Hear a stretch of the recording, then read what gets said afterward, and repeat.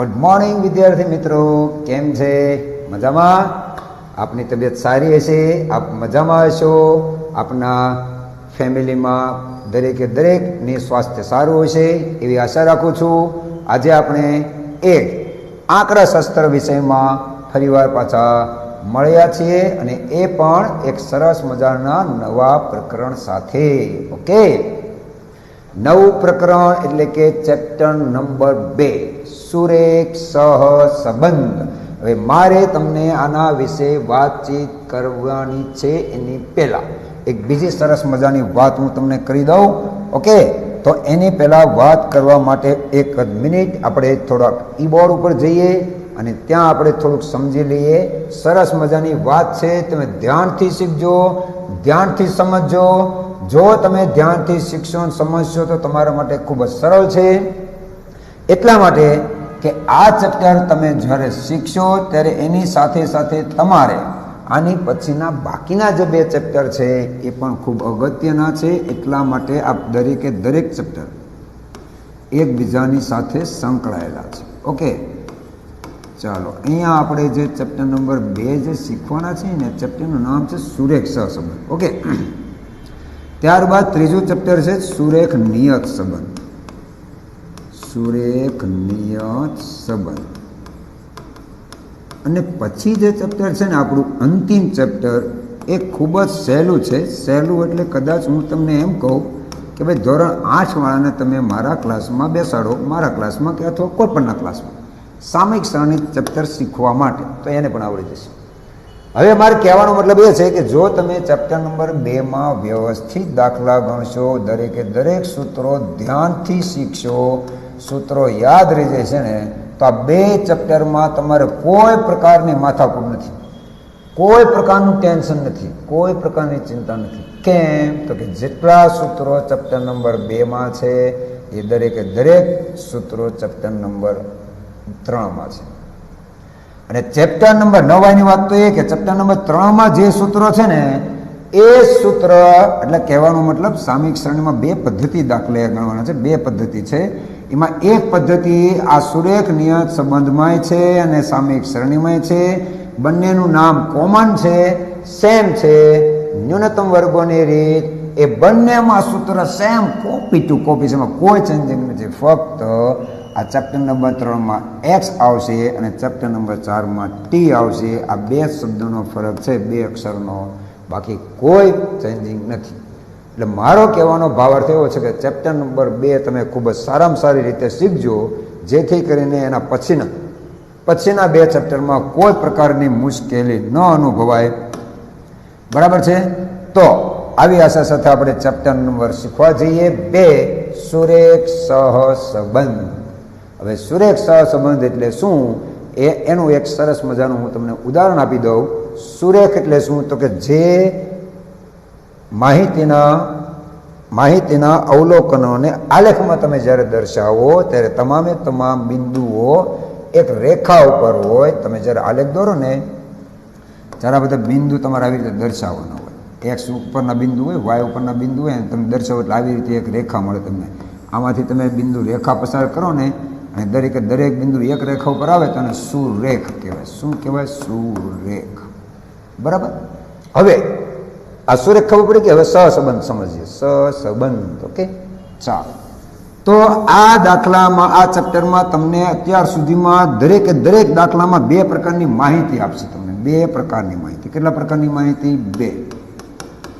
એ 2 પ્રકારની જે માહિતી આપે ને એના આપણને સંકેત આપશે કે ભાઈ પહેલા પ્રકારની માહિતીને એક્સ કહેવાય, બીજા પ્રકારની માહિતીને વાય કહેવાય. એને સરસ મજાની ભાષામાં ચલ કહેવાય. શું કહેવાય? ચલ. બરાબર? ચલ એક્સ, ચલ વાય. આ ચલ એક્સ ને ચલ વાય જે આપે એ બંને વચ્ચેનો જે સંબંધ છે ને, એ સંબંધ દર્શાવવા માટે આપણે આ ચેપ્ટર શીખવાના છીએ. ફોર એક્ઝામ્પલ હું તમને કહું કે ભાઈ એક્સ તરીકે તમે કોઈ એક ચલ લઈ લો વેચાણ, અને વાયમાં તમે ધારો કે લખો નફો. આપણે ધંધો કરીએ છીએ એટલે આપણે આવા શબ્દોનો યુઝ કરશું, વેચાણ અને નફો. હવે સ્વાભાવિક છે એક વસ્તુ તમે વિચારો કે તમે જેમ જેમ વેચાણ વધારો, જેમ જેમ તમે વેચાણ વધારો, બરાબર, એમ તમારો નફો પણ વધે. એ તો સ્વાભાવિક જ છે. જેમ તમારું વેચાણ ડાઉન એમ તમારો નફો પણ ડાઉન. ક્લિયર? હવે તમે 10 લાખનું વેચાણ કરો અને નફો તમારો 3 લાખ છો, બરાબર? આ 10 લાખ જ છે ને, ગણો તો. હા, 10 લાખનું વેચાણ કર્યું અને 3 લાખનો નફો તમે કર્યો, બરાબર? હવે તમે કલ્પના કરો, 10 લાખનું વેચાણ કર્યું એની જગ્યાએ તમે 5 લાખનું જ વેચાણ કર્યું, તમારું વેચાણ ઘટી ગયું, તો નફો તમારો ઘટે કે નહીં? નફો તમારો 3 લાખ કરતાં ઘટે કે નહીં? એ 1.5 લાખે થાય, લાખે થાય, 50,000 થાય, 2 લાખે થાય, પણ આ દરેક રકમ 3 લાખ કરતાં નીચે આવી ગઈ કે નહીં? તો આ જે ચલમાં બંને વચ્ચેનો જે તમને ફરક બતાવે છે કે ભાઈ વેચાણ વધે નફો વધે, વેચાણ ઘટે નફો ઘટે, વધે ઘટે. આ જે વધે ઘટે છે ને એ સંબંધ કહેવાય, બંને વચ્ચેનો સંબંધ કે ભાઈ વેચાણ વધે એટલે નફો વધે, વેચાણ ઘટે એટલે નફો ઘટે. તો નફો જે વધે ઘટે છે એ કોના ઉપર ડિપેન્ડેન્ટ છે?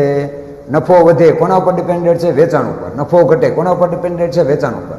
તો વેચાણ કોના ઉપર ડિપેન્ડેન્ટ છે? કોઈ પર નહીં. વેચાણ કોઈ ઉપર આધાર રાખે નહીં, બરાબર? કે ભાઈ નફો વધશે તો આપણે વેચાણ વધારે, એવું હોય નહીં. વેચાણ વધારો તો નફો વધે, વેચાણ ઘટાડો તો નફો ઘટે. એટલે નફો આધારિત ચલ કહેવાય. આ ચલનું નામ છે. આ જે નફો છે ને એ ચલના ચલ 2 પ્રકારના છે, એક્સ અને વાય, પણ એમાં એ બંનેના નામ છે. 2 ચલના નામ પર્સનલી આપવામાં આવેલા છે, એ આપણે હમણાં થિયરીમાં જોઈએ. એટલે નફો અને વેચાણ આ 2 વચ્ચે કયો સંબંધ છે? તો કે વધે તો વધે, ઘટે તો ઘટે. એવું ક્યારે બને કે વેચાણ તમે વધારો નફો ઘટે, જેમ જેમ વેચાણ વધે એમ નફો ઘટે? એવું હોય કે જોયું તમે? નહીં. વધઘટનો સંબંધ નથી. વધે તો વધે, ઘટે તો ઘટે, બરાબર? આ જે સંબંધ છે ને એને સહસંબંધ કહેવાય. શું કહેવાય? સહસંબંધ. આવા સહસંબંધના પ્રકારો છે. એક પ્રકાર નથી, મેં તમને હમણાં જે કીધું ને, વધે વધે એક પ્રકાર છું, ઘટે ઘટે બીજો પ્રકાર છો, પછી વધે તો ઘટે એ ત્રીજો પ્રકાર છો, ઘટે તો વધે આ ચોથો પ્રકાર છો. હવે તમે સ્વાભાવિક છે વધે તો ઘટે એવું કયું ઉદાહરણ આવે? વધે તો ઘટે મારા પ્રિય બાળકો, અહીંયા ઘટે તો વધે. બોલો, આવું કયું ઉદાહરણ? વધે તો ઘટે. તમારા ઘરમાં આપણે ઘરનું જ ઉદાહરણ લઈએ. તમારી આવક જેમ વધે, બરાબર? આવક વધે, બરાબર? સોરી હા, આવક વધે એટલે તમે બચત વધારી શકો કે નહીં? જેમ તમારી આવક વધે એમ તમારી બચત વધે, પણ આ ઊંધું થઈ. આપણે તો વધે ઘટે જોવાનું છે. તો આવક તમારી, ધારો કે 1 જ મિનિટ, હવે તમે ખર્ચા વધારો, ચાલો ખર્ચો વધે તો પછી બચત તમારી ઘટે. ક્લિયર? જેમ ખર્ચા વધારો એમ બચત તમારી ઘટતી જાય, જેમ ખર્ચા વધારો એમ બચત તમારી ઘટતી જાય. તો આ ખર્ચ અને બચત વધે કે ઘટે એ કોના ઉપર ડિપેન્ડેન્ટ છે? ખર્ચ ઉપર છે. જો તમે ખર્ચો ઘટાડો તો બચત વધી જાય, અને ખર્ચો વધારો તો બચત ઘટી જાય, બરાબર છે? એટલે આ થયું વધે ઘટે. એમ ઘટે વધે એવું પણ તમારે કોઈ પણ ઉદાહરણ તમે આપી શકો. ઘટે, શું ઘટે? બોલો, તમે નક્કી કરો.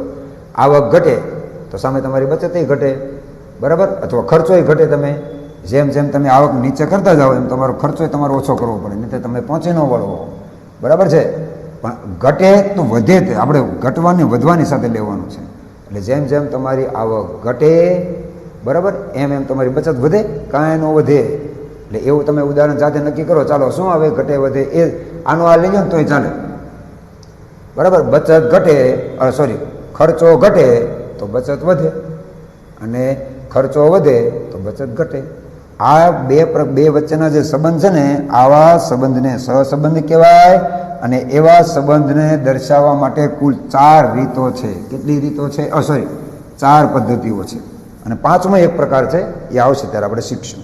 મેં તમને ઘણી બધી આજની જે થિયરી સમજવાની હતી ને, બધી થિયરી સમજી દીધી. બોલો, એક જ ઉદાહરણમાં. ખ્યાલ આવ્યો તમને? ચાલો, વાંધો નહીં, આપણે હવે થિયરીમાં આવી જઈએ.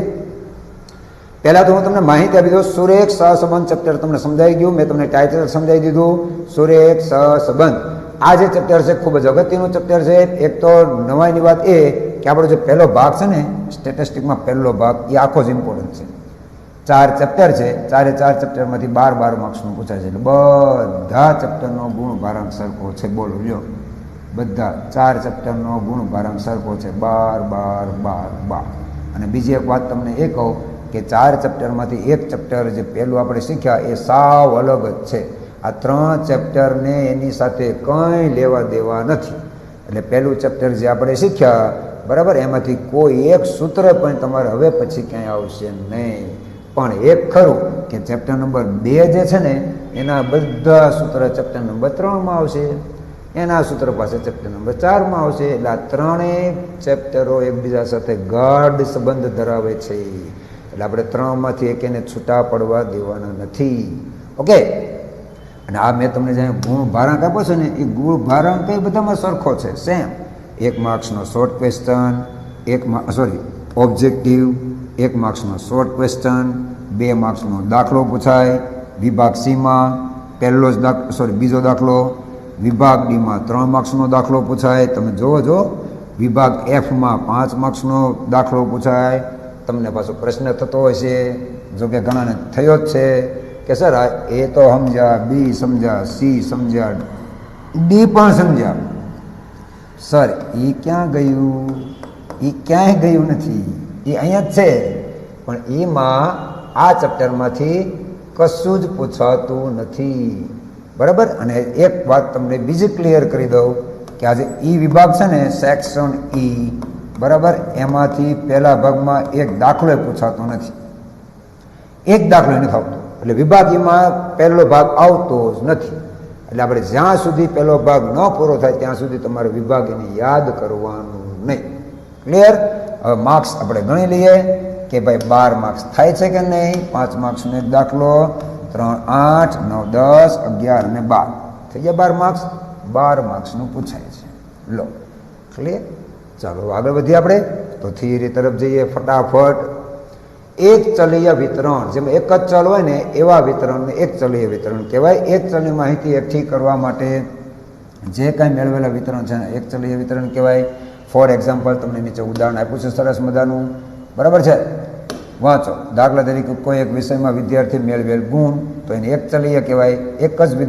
એક જ વિષયમાં દરેક વિદ્યાર્થીએ ગુણ મેળવ્યા છે. કોઈ એક કંપનીમાં કામ કરતા વ્યક્તિઓની મહિને આવક, બરાબર. હવે દ્વિચલ, એટલા માટે હું તમને સમજાવું છું કે આપણે જે સમજવાનું છે ને એ 2 ચલ સમજવાના છે. મેં તમને હમણાં જસ્ટ ઉદાહરણ આપ્યું, 2 ચલ. ઓકે, ચાલો. કોઈ એક એકમ એટલે કંપની ના 2 જુદા જુદા લક્ષણો, એટલે કે 2 એકમ, જુદા જુદા લક્ષણોની એક જ સમયે એકઠી કરવામાં આવેલી માહિતીને શું કહેવાય? દ્વિચલ માહિતી. જુદા જુદા લક્ષણો ધરાવે, નફો અને વેચાણ બેયના લક્ષણો અલગ અલગ છે. એક જ સમયે ભેગા કરવામાં આવે, એટલે કે એક જ વર્ષના તમારા આખા વર્ષ દરમિયાન કરેલું વેચાણ, આખા વર્ષ દરમિયાન થયેલો નફો, એક જ સમયે એકઠી કરેલ માહિતી, જે 2 પ્રકારની માહિતી છે અને દ્વિચલ માહિતી કહેવાય. એના ઉપરથી જે તમે વિતરણ મેળવો છે અને દ્વિચલ વિતરણ કહેવાય. ફોર એક્ઝામ્પલ નીચે તમને એનું ઉદાહરણ સરસ મજાનું આપ્યું છે કે ધારો કે કોઈ એક વસ્તુના ભાવ અને એ વસ્તુનો પુરવઠો, એક વસ્તુનો ભાવ અને એનો પુરવઠો. તમે વસ્તુનો ભાવ વધે એમ તમારો પુરવઠો ઘટે, બરાબર. પછી સામે પત્નીની ઉંમર અને પત્નીની ઉંમર, જેમ જેમ પત્નીની ઉંમર વધતી જાય એમ એમ પત્નીની ઉંમર પણ વધતી જાય. એવું ક્યાંય જોયું તમે? પતિની ઉંમર વધે ને પત્નીની ઉંમર ઘટે? ઓ બાપ રે, એવું ક્યાંય જોયું? શક્ય નથી. આ યુગમાં તો શક્ય છે જ નહીં. પતિની ઉંમર વધે ને પત્નીની ઉંમર ઘટે, વધે ઘટે ન આવે મારા બાળકો. ઓકે. અને એમાં એવું ન આવે કે ભાઈ ધારો કે કદાચ ચાલો પત્નીની ઉંમર ઘટે તો પત્નીની ઉંમર ઘટે, એવું હોય નહીં. એમાં એક જ આવે, વધે તો વધે, બાકી ક્યાંય બીજું એવું ન આવે. ઘટે ઘટે, વધે ઘટે, ઘટે વધે, કશું જ નહીં આવે. એક જ આવે. શું આવે? વધે તો વધે. પતિની ઉંમર વધે તો પત્નીની ઉંમર પણ સાથે સાથે વધે. રેડી? નહીં સર, ખોટું છે તમારું, અમે માનતા નથી. ઘણી વખત એવું પણ બને કે ભાઈ જેમ જેમ પત્નીની ઉંમર વધે ને, બરાબર, એમ એમ પતિની ઉંમર ઘટતી જાય. બોલો કેમ ઘટતી જાય? આયુષ્ય ઘટતું જાય, બરાબર છે, આયુષ્ય ઘટતું જાય. નહીં, ખોટી વાત છે. ચાલો, 2 ચલની કિંમતમાં ધ્યાન રાખજો વ્યવસ્થિત. હવે અહીંથી તમારે શોર્ટ ક્વેશ્ચન શરૂ થાય છે. જો કે એક સવાલ ઉપર જતો રહ્યો છે, દ્વિચલ વિતરણ. હું આપણે જ્યારે થિયરી આજે પૂરી કરીએ ને એટલે છેલ્લે તમને કેટલાક અગત્યના પ્રશ્નો આપીશ જે તમારા થિયરીમાંથી શોધવાના છે. Okay, do you understand my language? Okay, ચાલો તો આવી જઈએ પાછા બે ચલોની કિંમત, બે ચલ એટલે એક્સ ને વાય, એક સાથે થતા ફેરફારો કેટલા પ્રકારે થઈ શકે છે? બે પ્રકારે. બે પ્રકારે એટલે એ અને બી. જો બે ચલ વચ્ચે કાર્ય કારણનો સંબંધ અંડરલાઈન કરો. Very very very very most important. સોનાના અક્ષરે લખી નાખજો, તામ્રપત્ર પર લખી નાખજો, જ્યાં લખો ત્યાં લખી નાખજો. બે ચલ વચ્ચે કયા પ્રકારનો સંબંધ? કાર્ય કારણનો સંબંધ. હવે કાર્ય કારણ એટલે શું? સર એ અમને સમજણ પડી નહીં, બધી વસ્તુ સમજાવીશ, તમે ચિંતા નહીં કરો, સમય સમયની માન છે.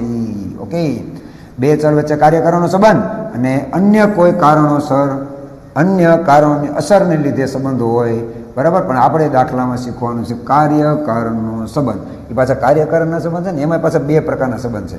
એક તો પ્રત્યક્ષ એટલે કે રૂબરૂ, અને પરોક્ષ ન રૂબરૂ હોય તે. બે ચલ વચ્ચે પ્રત્યક્ષ કાર્યકારણનો સંબંધ હોય અને બે ચલ વચ્ચે પરોક્ષ કાર્યકારણનો સંબંધ હોય. હવે એના સ્પેશિયલ સરસ મજાના ઉદાહરણ સાથે આપણે શીખવા જઈ રહ્યા છીએ. પહેલું, કાર્ય કારણનો સંબંધ. ઓકે, હવે તમને એમ લખેલું છે, જો એ બે વચ્ચે કાર્યકારણનો સંબંધ, એમાં પાછું એ શું લખ્યું? પ્રત્યક્ષ. તો અહીંયા વાંચો, બે ચલ વચ્ચે પ્રત્યક્ષ કાર્યકારણનો સંબંધ. ઓકે, અહીં લખેલું છે એ આઈ. હવે એનું સરસ મજાનું ઉદાહરણ મેં નીચે લખ્યું. આ કાર્ય અને કારણ એટલે શું એ હું તમને સમજાવી દઉં. ઓકે, કાર્ય અને કારણ. હમણાં મેં તમને એક ઉદાહરણ આપ્યું હતું વેચાણ અને નફાનું, તમને યાદ હોય તો, બરાબર. વેચાણ અને નફો. તો જેમ જેમ તમે ધંધામાં વેચાણ વધારો એમ એમ તમારો નફો વધે. તો નફો વધે એનું કારણ શું? નફો વધે અથવા નફો ઘટે એનું કારણ શું? વેચાણ. જો ધ્યાન રાખજો, નફો વધેનું કારણ શું? કારણ. કોણ? તો કે વેચાણ. તો વેચાણને કારણ કહેવાય અને આને કાર્ય કહેવાય, બરાબર. આને કારણ કહેવાય અને કાર્ય કહેવાય. જે વસ્તુ જેના થકી થતી હોય એ કારણ કહેવાય ને પેલું કાર્ય કહેવાય. તો તમે અહીંયા એક સરસ મજાનું ઉદાહરણ આપ્યું છે, મેં મસ્ત મજાનું, વાંચો. વરસાદ વધે તો ચોખાની ઉપજ પણ વધે. હવે ચોખાની ઉપજ વધે એનું કારણ શું? વરસાદ વધે. તો વરસાદી શું થયું? કારણ. રેડી. અને વરસાદ ઘટે તો ચોખાની ઉપજ પણ ઘટે. તો ચોખાની ઉપજ ઘટી એનું કારણ શું? વરસાદ. તો વરસાદ શું થયું? કારણ. અને ચોખાની ઉપજ શું થયું? કાર્ય. મગજમાં ઉતરે છે? અહીંયા કયો સંબંધ નિર્માણ થયો તમે જોજો. વધે તો વધે, ઘટે તો ઘટે. એવું શક્ય છે કે ભાઈ વરસાદ વધે તો ચોખાની ઉપજ ઘટે? થાય એવું? હોઈ શકે. કેમ? અતિ પાણી થઈ જાય, વધારે થઈ જાય. એટલે ચોખાની ઉપજ વધઘટ થવાનું કારણ શું? ચોખાની ઉપજ વધઘટ થવાનું કારણ શું? વરસાદ. એટલે વરસાદને શું કહેવાય? કારણ. હવે તમને ખ્યાલ આવી ગયો હશે કે કાર્ય કારણનો સંબંધ એટલે શું? કાર્ય કારણનો સંબંધ એટલે શું એ તમને ખ્યાલ આવી ગયો હશે. ઓકે, ચાલો. જો તમને એમાં સમજણ ન પડે તો આપણે બીજું પણ એક ઉદાહરણ લઈ લઈએ, સરસ મજાનું. જો ઉદાહરણ નંબર 2, આજે મને જસ્ટ મેં તમને ઉદાહરણ આપ્યું. ખર્ચ વધે તો બચત ઘટે, તો સ્વાભાવિક છે. અને ખર્ચ ઘટે તો બચત વધે. તો બચત જે વધે ઘટે છે એનું કારણ શું? તમારા ઘરમાં બચત કેમ ભાઈ ઘટી? તમારા ખર્ચા વધી ગયા, મોજ શોખ કરવામાં ગયા, બરાબર. 3,000 રૂપિયાના શૂઝ પહેર્યા એટલે તમારો બચત પછી ઘટી જાય. એટલે બચત ઘટે બચત વધે એની પાછળનું કારણ કોણ છે મારા પ્રિય બાળકો? ખર્ચ. તો ખર્ચ કારણ કહેવાય, બચત એ કાર્ય. ઓકે, તો અહીંયા બચત વધ ઘટ થવાનું કારણ કોણ? ખર્ચો.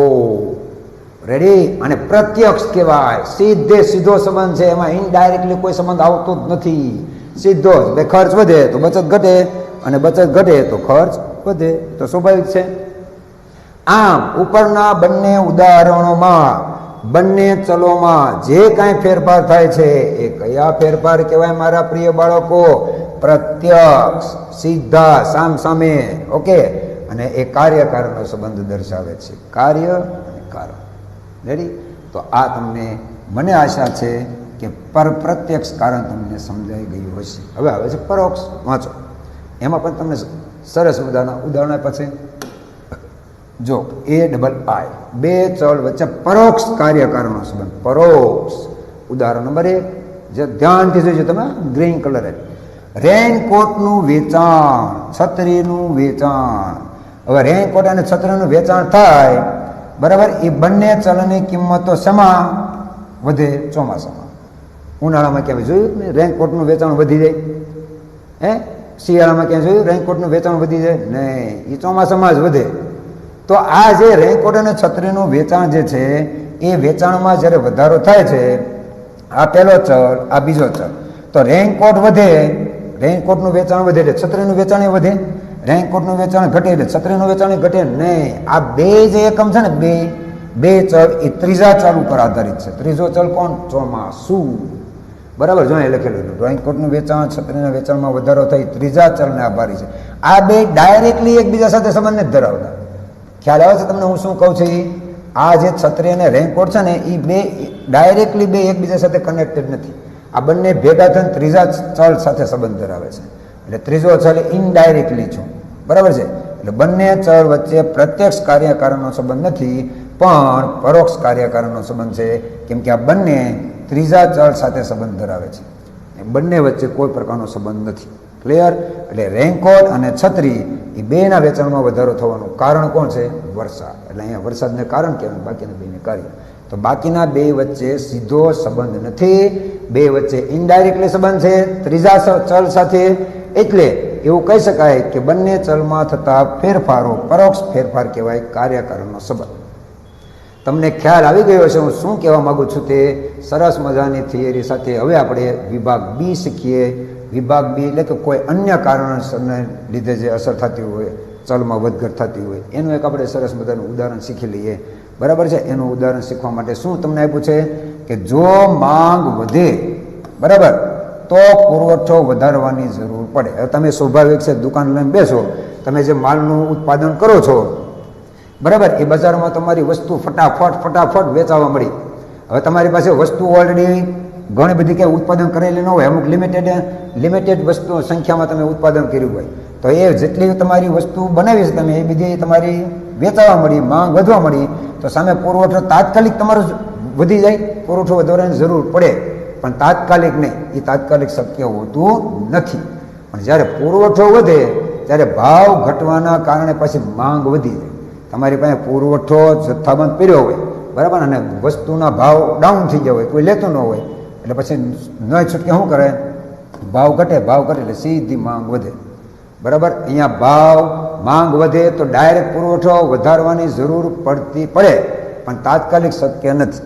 બરાબર, એટલે ઇનડાયરેક્ટલી અહીંયા ડાયરેક્ટલી શક્ય નથી.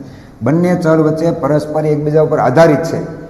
બરાબર, એટલે કે કોઈ એક ચલને કારણે બીજા ચલને કાર્ય તમે ચોક્કસપણે કહી શકો નહીં કે હવે માંગ વધે તો જ પુરવઠો વધે, બરાબર, અથવા પુરવઠો વધે તો ભાવ ઘટવાના કારણે માંગ વધે, એવું તમે આમ ચોક્કસપણે કહી શકો નહીં. એટલે ફેરફારો પ્રત્યક્ષ કે પરોક્ષ કાર્યકારણનો સંબંધ ધરાવતું નથી. અહીંયા અન્ય કોઈ કારણસરને લીધે વસ્તુમાં માંગમાં ફેરફાર થાય છે. બરાબર છે? ચાલો, ઓકે બાળકો, તો તમને ઉપરનો જે સહસંબંધ આપણે શીખ્યા, બે ચલ વચ્ચે કયા પ્રકારનો સંબંધ હોય એની માહિતી મેં તમને સંપૂર્ણ સારામાં સારી રીતે શીખવાડી. બે ચલ વચ્ચે કાર્યકારણનો સંબંધ, એ કાર્યકારણના સંબંધમાં એક પ્રત્યક્ષ એક પરોક્ષ, ઓકે, અને ત્યારબાદ અન્ય કારણોની અસરને લીધે જે કંઈ તમારો ફેરફાર થાય છે બે ચલ વચ્ચે, એની માહિતી આપણે ઉદાહરણ સહિત સરસ મજાની રીતે શીખ્યા. ત્યારબાદ હવે આપણે શીખવાના છીએ જે ચેપ્ટરનું નામ છે સુરેખ સહસંબંધ. એમાં થોડોક ભાગ આપણે શીખીએ સહસંબંધ. એ સહસંબંધ પહેલાં આપણે જોઈએ, પછી આપણે શીખીશું સુરેખ સહસંબંધ. ઓકે, તો સહસંબંધની ડેફિનેશન તમારે પરીક્ષામાં ઘણી વખત પૂછાય છે. તો સૌથી વધારે મહત્વનો શબ્દ યાદ રાખજો, મહેરબાની કરીને ડેફિનેશનમાં આ વસ્તુ આવવી જોઈએ જે આપણે હમણાં જસ્ટ આપણે આગળ શીખ્યા.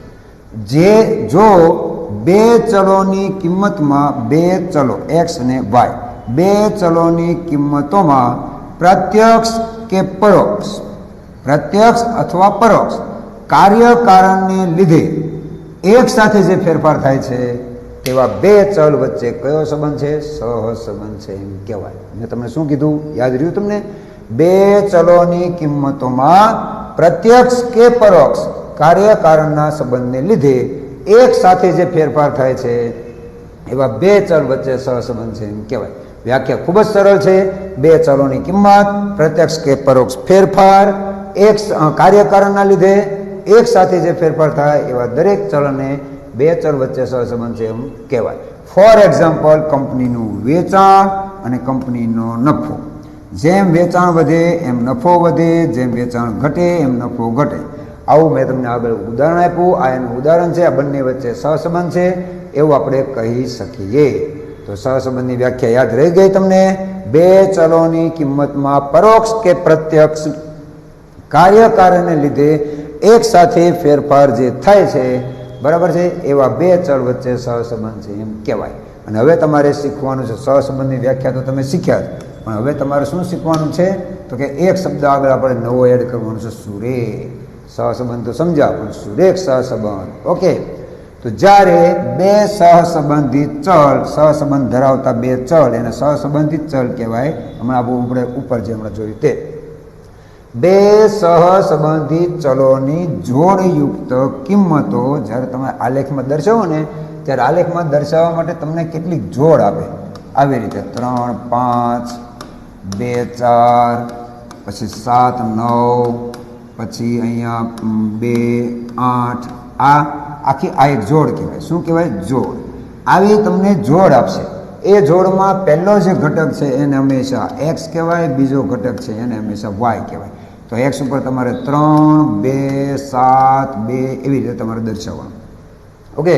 તો એ આલેખપત્ર પર જ્યારે તમે દર્શાવો ત્યારે એ આલેખમાંના બિંદુઓ, હમણાં મેં તમને શરૂઆતમાં એક આલેખ દોરીને બતાવેલો હતો. બધા બિંદુ એક જ રેખામાં આવેલા હતા. સરસ મજાનું એ લખેલું છે, એક જ સુરેખા પર આવેલા હોય અથવા ખૂબ જ નજીક હોય તો એવા સંબંધને શું કહેવાય મારા પ્રિય વિદ્યાર્થી મિત્રો? સુરેખ સહસંબંધ. ઓકે. જ્યારે બે સહસંબંધિત ચલોની જોડયુક્ત કિંમતોને આલેખપત્ર પર દર્શાવીએ ત્યારે એ આલેખમાંના બિંદુઓ એક જ સુરેખા પર આવેલા હોય અથવા ખૂબ જ નજીક હોય એવા સહસંબંધને સુરેખ સહસંબંધ કહેવાય. અને આ જે બે સહસંબંધિત ચલોની કિંમતમાં જે કંઈ ફેરફાર થાય છે એ ફેરફાર લગભગ કયા પ્રમાણમાં હોય છે? અચળ પ્રમાણમાં. અચળ. જે કિંમતમાં ફેરફાર ન થાય એને અચળ કહેવાય. એ અચળ પ્રમાણમાં તમને ફેરફાર જોવા મળે. બરાબર છે? અર્થાત એક ચલમાં ફેરફાર થવાથી સોરી ભાઈઓ, અહીંયા મિસ્ટેક થઈ ગઈ છે, થવાથી બીજા ચલમાં અચળ પ્રમાણમાં ફેરફાર થાય છે. એનો કહેવાનો ભાવ એવો કે એક ચલમાં ફેરફાર થાય તો બીજા ચલમાં પણ ફેરફાર થાય, પણ કયા પ્રમાણમાં? અચળ પ્રમાણમાં. વેચાણ વધે તો નફો પણ વધે, એ પ્રમાણમાં જ નફો વધે. સામાન્ય રીતે એનું એક ઉદાહરણ છે, તમને અહીં આપેલું છે.